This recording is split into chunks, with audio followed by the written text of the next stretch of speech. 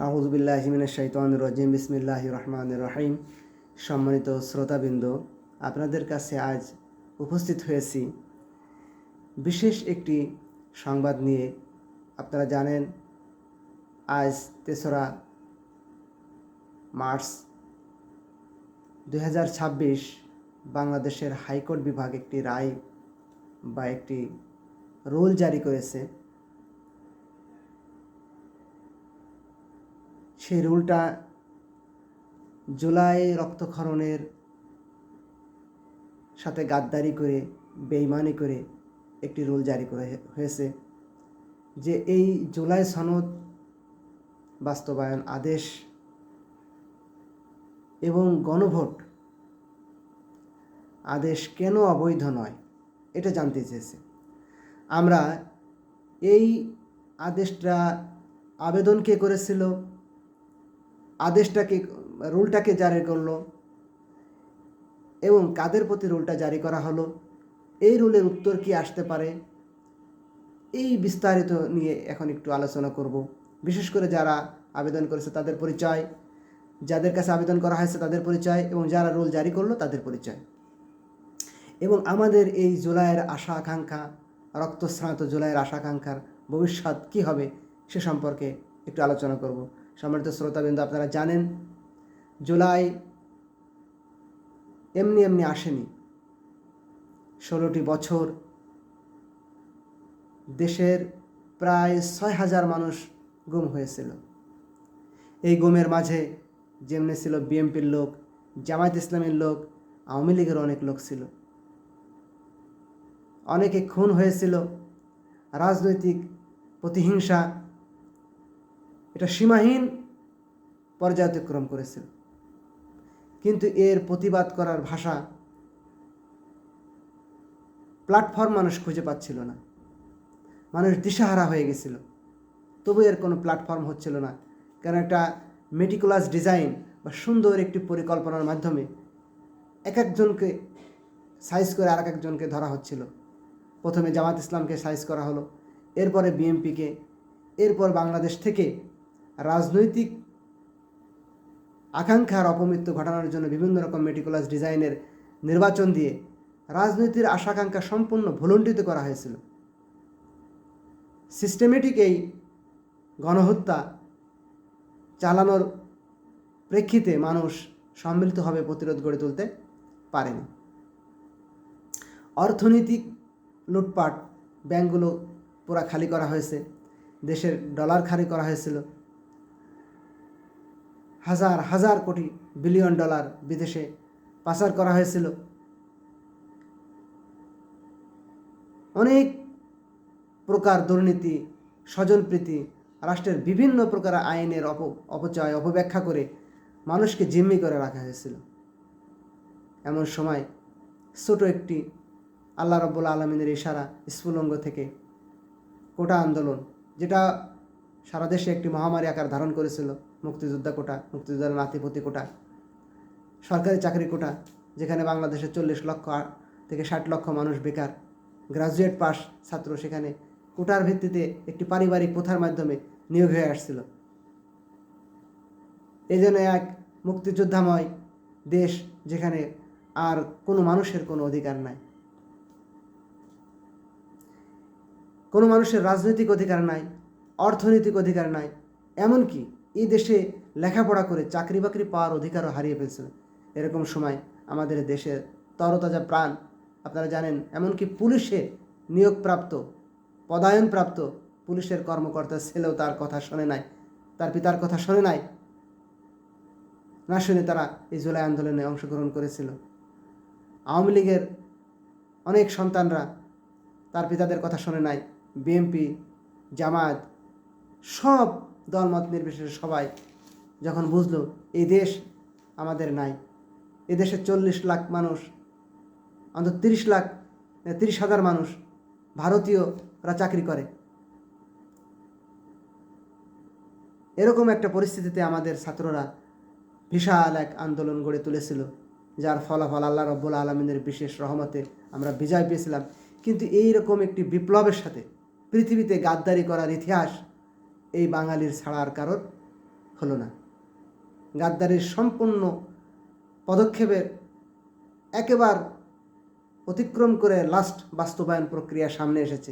আমরা কিভাবে এটাকে মোকাবেলা করব বা জাতি এটা কীভাবে মোকাবেলা করবে এরপরে নির্ভর করছে জুলাইয়ের আশা আকাঙ্ক্ষা ভবিষ্যতে বাস্তবায়ন হবে কিনা। ভাইয়েরা আমার, জুলাইকে কবর দেওয়ার জন্যে প্রথম যেদিন সরকার গঠন হয় সেদিনই মাস্টার প্ল্যান নেওয়া হয়েছিল।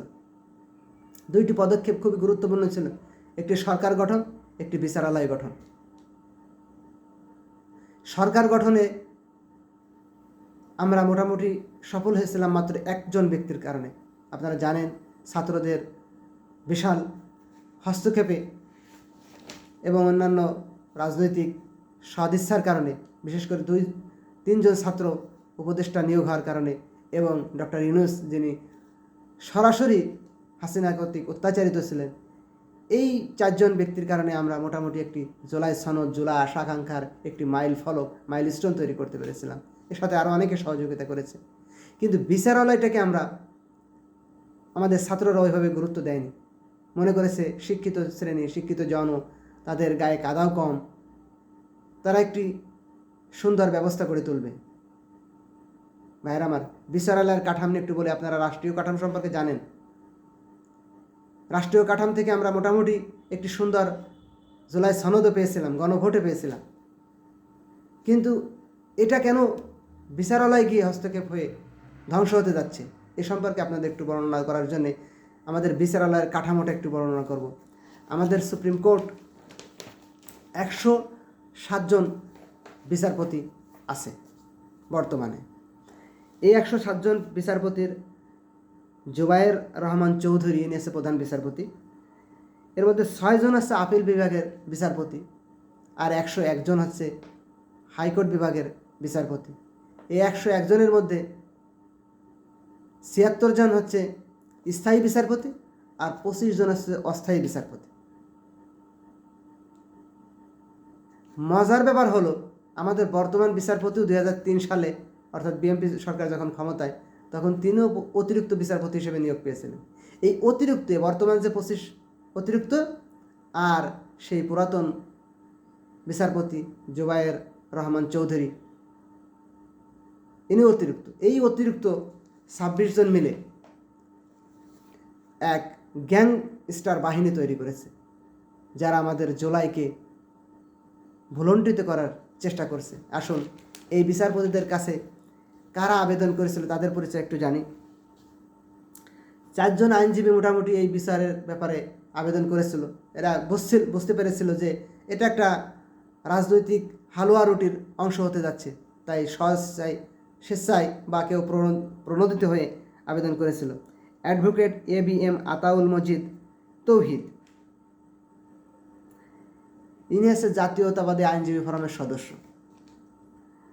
অ্যাডভোকেট চৌধুরী মোহাম্মদ রেদওয়ান খোদা রানী, অ্যাডভোকেট গাজী মোহাম্মদ মাহবুব আলম, ইনি জাতীয়তাবাদী আইনজীবী পরিষদের সদস্য। আর একজন আছে অ্যাডভোকেট ইউনুস আলী আকন্দ, তিনি 2018 সালের আমিডামি নির্বাচনের ঢাকা 8 আসনে জাতীয় পার্টির প্রার্থী ছিলেন। বুঝতে পারলেন, যারা এই জুলাইকে কবর দেওয়ার জন্যে সামনের সারিতে ভূমিকা রাখছেন, যারা হাইকোর্টে এই বিচারটাকে উত্থাপন করেছে, তারা এই জুলাই গাদ্দার আর আগস্ট ফ্যাসিস্ট একাকার হয়ে এই আবেদনটি করেছে।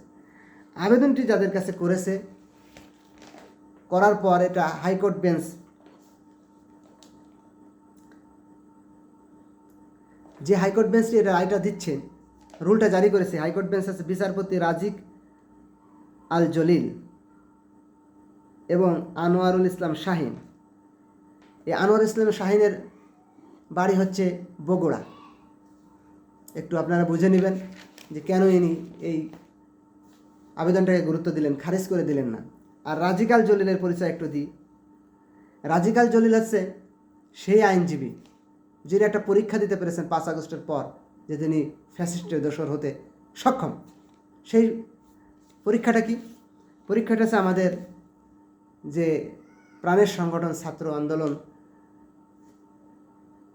এনসিপি এর সদস্য, অন্যতম গুরুত্বপূর্ণ সদস্য আক্তার হোসেন একটি আবেদন করেছিল হাইকোর্ট বিভাগে যে জাতীয়তাবাদী দল, জাতীয় পার্টি জিএম কাদেরের যে জাতীয় পার্টি এবং এনডিএফ ন্যাশনাল ডেমোক্রেটিক ফ্রন্ট, জাতীয় গণতান্ত্রিক ফ্রন্ট, আনিসুল ইসলাম মাহমুদ ও আনোয়ার হোসেন মঞ্জুর নেতৃত্বাধীন জাতীয় পার্টির দুইটা শাখা, একটা হচ্ছে এনডিএফ আর একটা হচ্ছে জাতীয় পার্টি, জিএম কাদের ও শামীম হায়দার পাটোয়ারি, আর একটা হচ্ছে আনিসুল ইসলাম মাহমুদ ও আনোয়ার হোসেন মঞ্জু। এই দুইটাকে ফ্যাসিস্টের দোসর হিসেবে রাজনীতি করা এবং জাতীয় নির্বাচনে অংশগ্রহণ করা থেকে বিরত রাখার জন্য একটি আবেদন করেছিল আক্তার হোসেন। এই আক্তার হোসেনের এই আবেদনকে যে বিচারপতি খারিজ করে দিয়েছিল তিনি হচ্ছেন সেই রাজিক আল জলিল আর বগুড়ার কৃতি সন্তান আনোয়ার ইসলাম শাহিন। এই দুই ফ্যাসিস্ট, একজন ফ্যাসিস্ট একজন জুলাই গাদ্দার, এক হয়ে রুল জারি করেছে যে জুলাই সনদ বাস্তবায়ন আদেশ ও গণভোট অধ্যাদেশ কেন অবৈধ হবে না, এই রুল জারি করেছে। রুল জারি করেছে কাদের উপরে? রুল জারি করেছে প্রধান নির্বাচন কমিশনার কাছে জানতে চেয়েছে, মন্ত্রী পরিষদ সচিবের কাছে জানতে চেয়েছে, আইন মন্ত্রণালয়ের সচিবের কাছে জানতে চেয়েছে। আপনারা জানেন এখন মন্ত্রী পরিষদ সচিব, আইন মন্ত্রণালয়ের সচিবে তো বিএনপির নিয়োগপ্রাপ্ত, প্রধান নির্বাচন কমিশনার শুধু সেই সময় নিয়োগপ্রাপ্ত যে নির্বাচন কমিশনার শাপলাকলি প্রতীক দেয়া নিয়ে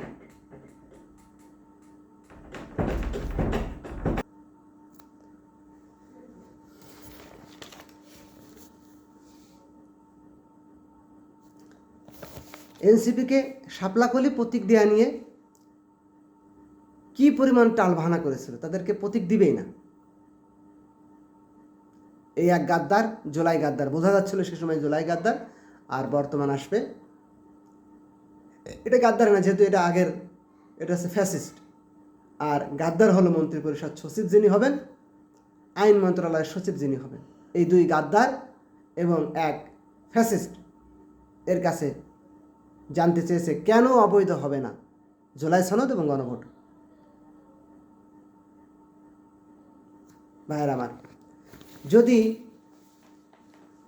এনার কি উত্তর দিবেন, মানে সিস্টেমটা দেখেন, আইনের মায়ের পাঁচটা বোঝেন যে এই তিনজন, দুই ফ্যাসিস্ট, এক ফ্যাসিস্ট এবং দুই গাদ্দারের উপরে রুলটা জারি করেছে। এরা যে উত্তর দেবে, এরা যদি পাগলামি উত্তর দেয়, ভুল উত্তর দেয়, এই উত্তরের ভিত্তিতে রায়টি দিয়ে দেবে যে ওটা আমাদের জুলাই সনদ এবং গণভোট বাতিল, এবং এরা পাগলামি করবেও আশা করা যায়। এরা আইনের যথাযথ ব্যাখ্যা দিয়ে এই এমনভাবে আইনটা উত্তরটা দিবে না যে যে আইনের বিরুদ্ধে রায় দেওয়া যায়। এরা একটু এলোমেলোভাবেই কথাগুলো বলবে, উত্তর যেভাবে দেবে সেই অনুযায়ী রায় হবে, মানে শয়তানির উপরে শয়তানি। এরা উত্তর দেবে ভুল আর ওরা উত্তর দেবে সঠিক, কিন্তু তুমি যেহেতু ভুল বলেছো সুতরাং রায় বাতিল, জুলাই সনদ বাতিল। তুমি যেভাবে বলেছো এই কথা, তুমি যে উদ্দেশ্য করেছো কাজটা, তুমি যেভাবে করেছো কাজটা, এই কাজটা হয় না, আর ওরা সেইভাবেই বলবে, ভুলভাবে বলবে। প্রিয় ভাইরা, এই জুলাই সনদ যদি বাস্তবায়ন না হয় তাহলে কি হতে পারে? জুলাইয়ের কিছু গুরুত্বপূর্ণ অর্জন আমাদের ছিল, বিচার বিভাগ স্বাধীনতা, রাজনৈতিক সংস্কার ছিল, যে পারিবারিক রাজনৈতিক ব্যবস্থার বিলোপ। আজীবন তোমার বাপ একজনের বাপ একটা রাজনৈতিক ব্যবস্থা প্রতিষ্ঠা করেছে, এই বাপের খাওয়া খেয়ে যাচ্ছে মেয়েরা, ছেলেরা খেয়ে যাচ্ছে, আরও কত বছর খাবে, 53 বছর 52 বছর খাচ্ছে, আরও কত বছর খাবে আল্লাহ ভালো জানে। এই ব্যবস্থার বিলোপ করতে চেয়েছিলাম আমরা, যে বিশেষ করে ছাত্ররা চেয়েছিল যে যেন বাংলাদেশের মানুষের রাজনৈতিক অধিকার প্রশস্ত হয়, যে কেউ যেন স্বপ্ন দেখতে পারে এই বাংলাদেশের জন্ম নিয়েই যে আমি একদিন এই দেশের প্রধানমন্ত্রী হব। কিন্তু বর্তমান কাঠামোতে এই সুযোগটা নেই। এরপর দ্বিকক্ষবিষ্ট আইনসভা যেন নিম্ন যে আমাদের পার্লামেন্টে পাশ করা আইন যেন উচ্চ কক্ষে চ্যালেঞ্জের মুখে পড়ে, সমালোচনা হয়, আলোচনা হয় এর ভালো মন্দ দিক নিয়ে। পেয়ার পদ্ধতি অন্তত উচ্চকক্ষে, জামাত এবং বিএনপি পাশাপাশি পার্সেন্টেজ ভোট পেয়েছে, বা এরকম ভবিষ্যতে যারা পার্সেন্টেজের কাছাকাছি ভোট পাবে তারা নিচেই 212, 78 যাই পাক, তারা উপরে যেয়ে যেন সমান সমান আসন থাকে এবং উচ্চকক্ষে যেন তাদের ভূমিকাটা সুন্দর থাকে। আর অনেক প্রকার সংস্কার ছিল। এই সংস্কারের বিরুদ্ধে জুলাই গাদ্দারেরা ঐক্যবদ্ধ হয়েছে। এরা আসলে কি চায়? এরা আসলে জুলাই সনদে স্বাক্ষর করেছিল, কিন্তু এই জুলাই সনদ বাস্তবায়ন চায় না। নিজেদের মতো করে কিছু সংস্কার চায়, যে সংস্কারগুলো তাদের মতো করেই হবে, আবার নিজেরা ফ্যাসিস্ট হয়ে উঠতে পারবে। রায়টা কোন স্টাইলে আসছে একটু খেয়াল করুন ভাইরা। রায়টা আসছে ঠিক শেখ হাসিনার স্টাইলে। শেখ হাসিনা প্রথমে কোটা পদ্ধতি বিলুপ্ত করলো, এরপরে এটা আবার আদালতের উপর সোপর্দ করলো। আদালত বলল যে কোটা ফিরে আসবে, ছাত্ররা বলে এটা পার্লামেন্টে পাশ করে দেন। শেখ হাসিনা বলে না, আদালতের উপরে আমাদের কিছু করার নাই। এই গ্যামজাম শুরু। আমাদের হাজার হাজার ছাত্রদের প্রাণের বিনিময়ে প্রায় 30,000 চোখ, হাত, পা, নাক বিভিন্ন জনে বিভিন্ন অঙ্গ হারিয়েছে, বিনিময়ে আমাদের অর্জন করতে হলো জুলাই স্বাধীনতা। ঠিক একই পদ্ধতি অবলম্বন করছে বর্তমান সরকার। সে ওই আদালতের উপর ছেড়ে দিচ্ছে। যেখানে গণভোট হল, গণভোট সংবিধানের উপরে সারা পৃথিবীব্যাপী স্বীকৃত, প্রত্যেকটি মানুষের বিবেক স্বীকৃত। বাংলার সাধারণ মানুষ নয়, শুধু যে কোনো রাষ্ট্রের যে কোনো মানুষ গণভোটে যে রায় দিবে, এই রায় প্রত্যাখ্যান করা যায় এই নজির পৃথিবীতে বিরল। এই রায় প্রত্যাখ্যান করতে পারে একমাত্র সিন্ডিকেট, ফ্যাসিস্ট বা গাদ্দারের রায়। তবুও সেই পথেই হাঁটছে আমার বাংলাদেশ। অর্থনৈতিক ভঙ্গুর অবস্থা, রাজনৈতিক ভঙ্গুর অবস্থা থেকে ফিরে আসার যে টিম আলো জ্বলছিল, এই আলো মনে হয় আর জ্বলতে পারবে না। আবার নতুন রঙে ফ্যাসিস্ট আবির্ভূত হবে।